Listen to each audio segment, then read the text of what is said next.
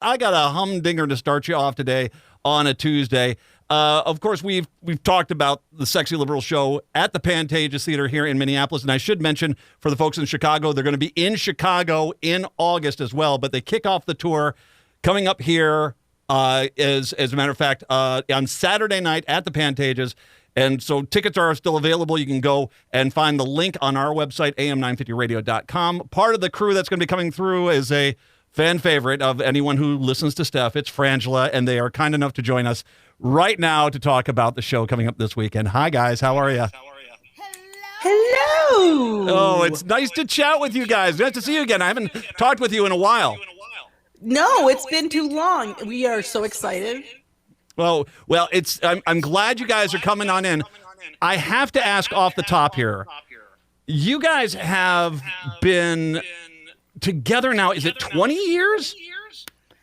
I don't like to do that math in public. Well, I saw an interview you guys did with Tom Papa, and you guys at that point were saying something to the effect of, it'd been about like 15 years, and that was like 5 years ago. I can't. That is amazing. I've got friends, but I don't want to ever do anything with them more than just see them occasionally. You guys are fantastic that way. Oh, we don't see each other. We both have holograms that we interact through. Yeah. I've never seen her. I don't. It's in our contract. Man. Yeah. But you know what it is that when you make each other laugh, it's easy. Mm-hmm. It's fun. No, absolutely. Well, and I do have friends. I think the reason it's always different. And my wife and I would, that would not go well. And, working together for a long period, that would not go well. I would say like a friend like that, I mean, to be able to, it's like you're something even closer. I mean, it's I would say sisters, but I couldn't work with my brothers and sisters. So it's something truly amazing that you guys have been able to pull this off for 20 years. Well, I'm going to tell you something. We have all of each other's information. So it's sort of a mutually assured destruction kind of a deal. Because it's like, we know each other's Apple IDs. You know what I'm saying? Like, it's like that, and if you lose that, or if somebody hacks you there, your life is pretty much over. Mm-hmm. So we keep it real and careful. Got to be careful. Well, you have to be. Stuff like this doesn't work just organic. It's organic. It's not something you can force. And so that's brilliant. You guys have been there. I will also say I think it's wonderful. You guys have. You've done a few shows. You've done a few individual Sexy Liberal shows. This is now the full tour back after the pandemic. Talk a little bit about that, about coming back on the road and going across the country. It is so exciting and so needed right now. And, it's so interesting when we get back, we usually have a break because poor Stephanie has to get up at crazy o'clock every day, 5 days a week. And then to get her on the road on the weekend to then go back to that other schedule, it's a lot. So, when we get to go out on the road together as a group, it's fantastic. And we all need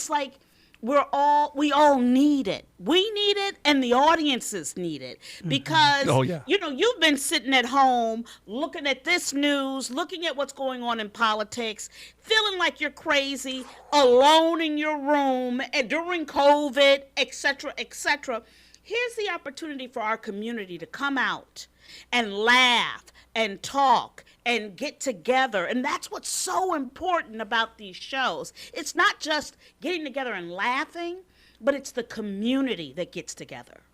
You bring that up, and I think that is so important because really the Republican strategy this year seems to separate and conquer, that sort of thing, trying to get Generation Z to turn on the Democrats, trying to get the older generations to turn on the Democrats, kind of isolating people in individual communities and trying to make it more local, when the reality is we've got a demon creature that's running against the Republican candidate.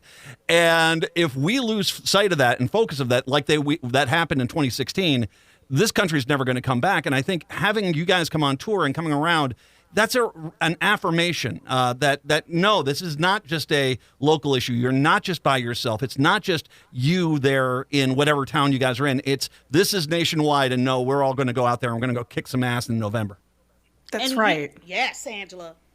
And that's why, Stephanie always says she's happy clappy. And I think we need that so much because, like, when I don't know about y'all, but Maddow was hard last night. It was a hard show. Like, at the end of it, your soul can feel crushed because you're, like Frances said, you're alone or you're in your home and it can feel really disconnected. But being able to go out and see people who are energized and excited to get together and excited about kicking this orange buffoon out, because that is my first bill, day one.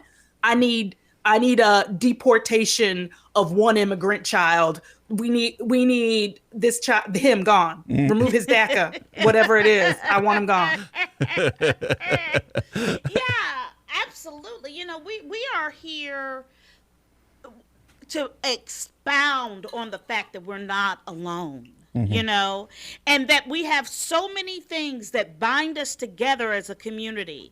You may have never thought that you had so much in common with two Black women, but let me tell you, when your liberties are up against the wall, and mine are too, we're on the same line. We're in the same place. Mm-hmm. Which brings up, let's talk one of the issues today, Arizona, which is, Arizona Supreme Court. We're going back to 56 a law there, or 1876 or something, where it's basically now abortion is completely illegal in the state of Arizona. And to tell you how unpopular even Republicans know this is, Carrie Lake's already come on out and condemned the ruling, which that tells you everything. The reality is we have rights being taken away. My daughter said it best. She said, I was born, I had autonomy over my body. I don't today. That's why I'm voting Democrat. This is a fight for all of us, and they're eagerly talking about taking away our rights all across the board. All across the board. Let me tell you, for me as an African-American woman, when a Supreme Court can reach back to pre-slavery. Yeah. Pre-Emancipation Proclamation and say, we're going to reach back to those rules. We are going to rule you on those rules. Do you know what that says to me?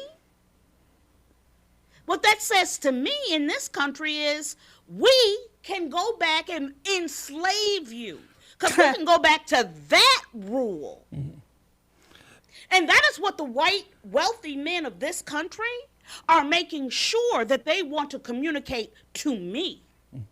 If anything could convince you that they don't care about voting because they want to get rid of it, this should convince you of it, because it is wildly unpopular. Mm-hmm. But they don't care about popularity. Their plan is to contest this.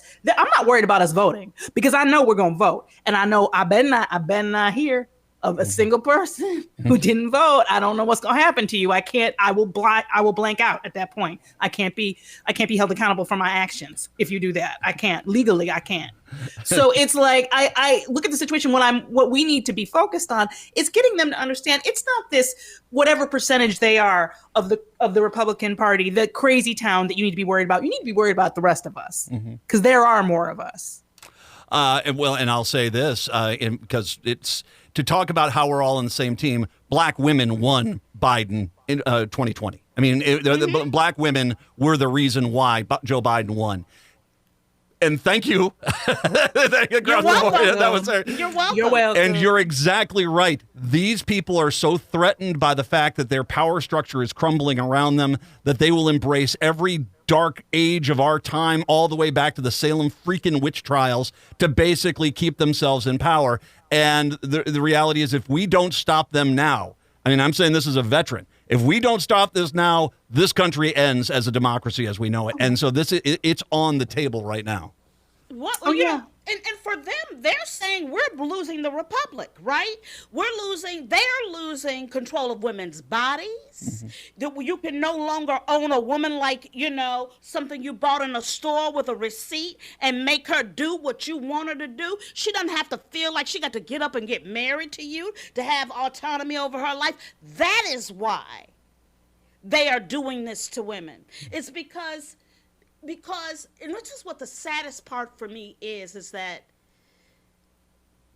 wealthy white men would rather legislate laws that harm people, are unpopular, than change, than become better people, better human beings, become enlightened, do more with themselves. They don't want to do that. No.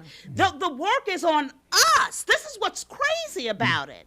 They're putting the onus on everybody else to carry the burden that they refuse to change. It completely true, and it's also, it shows you how much the playing field has been tilted, that this level of minority opinion is able to control, and I'll rip on the national media as well. They don't go on out there. I mean, what did the Times called it mistruths? Just call it lying, you jackasses. Thank you. It's a lie. Just but why do you? That's why we're here. That's why we're here with Donald Trump right now, because we don't want to call white men liars. We don't want to call white men terrorists. We don't want to say that we breed white terrorists in this land, and we don't want to acknowledge it. We don't want to acknowledge truth about white males in this country, because these are our sons. This is America's sons, and we don't want to say that about them. Well, and I'll say, too, as a white man myself, who plenty of times will go into a party or something like this, and all of a sudden people let you know exactly what they feel. The reality is, when you see it, you can't unsee it. And when I saw it, I was like, holy crud, we got to change a lot of this stuff. And I'm persona non grata. They as opposed to realize maybe they could be wrong, they'll rather look at me as some sort of traitor. And no, you have to be against this. It really is criminal how bizarro land we have gotten. I tell you what, we got to take a break. I want to come back. I want to touch on you guys, Chicago. I was just in Chicago last weekend. It was fantastic. You guys have a little history there. We'll talk about that show, talk about you coming back to MSP, Minneapolis, St. Paul, this upcoming weekend. Frangela taking some time, kind enough to join us today to talk about the Sexy Liberal Tour at the Pantages Theater in Minneapolis, kicking off on Saturday night. 952-946-6205, 952-946-6205. It's the Matt McNeil Show on a Tuesday.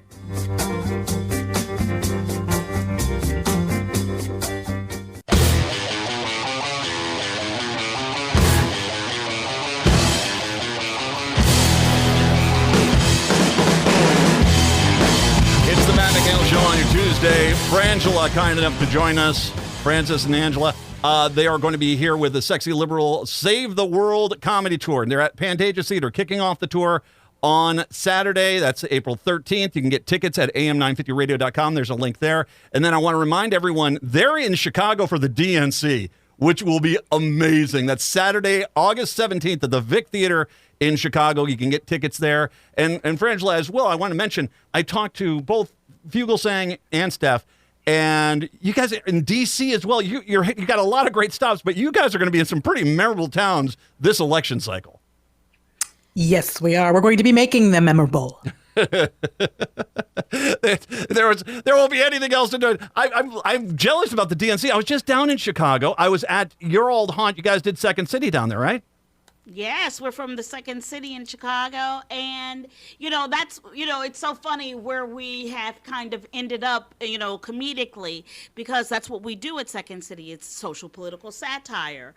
Oh, yeah. And and so this is a perfect fit of getting on the road and talking with and to and laughing with all of America.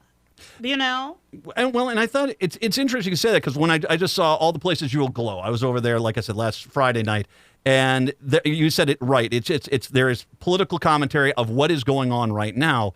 For you guys, when did you realize, being comedy with a message, comedy with a point, like Hal went from more traditional comedian down. He's out there, making the great fight of the great cause. Fugelsang has always been out there with, on the edge of that.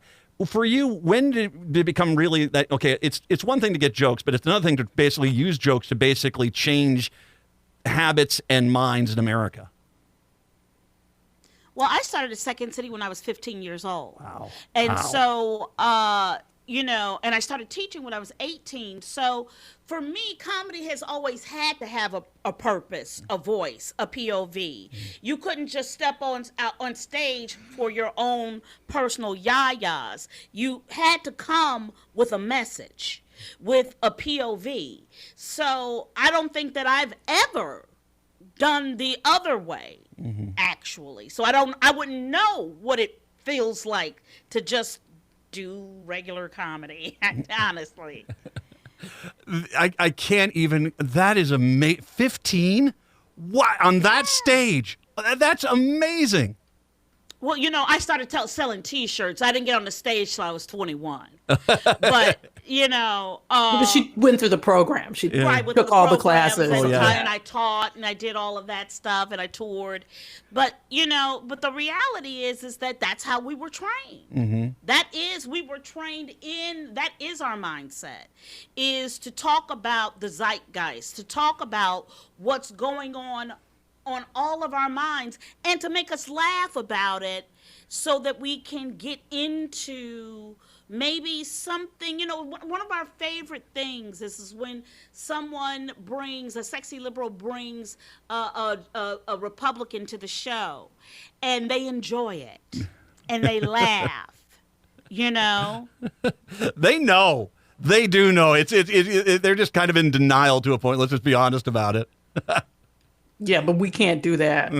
We can't go with you on that trip down denial. No. We can't do it.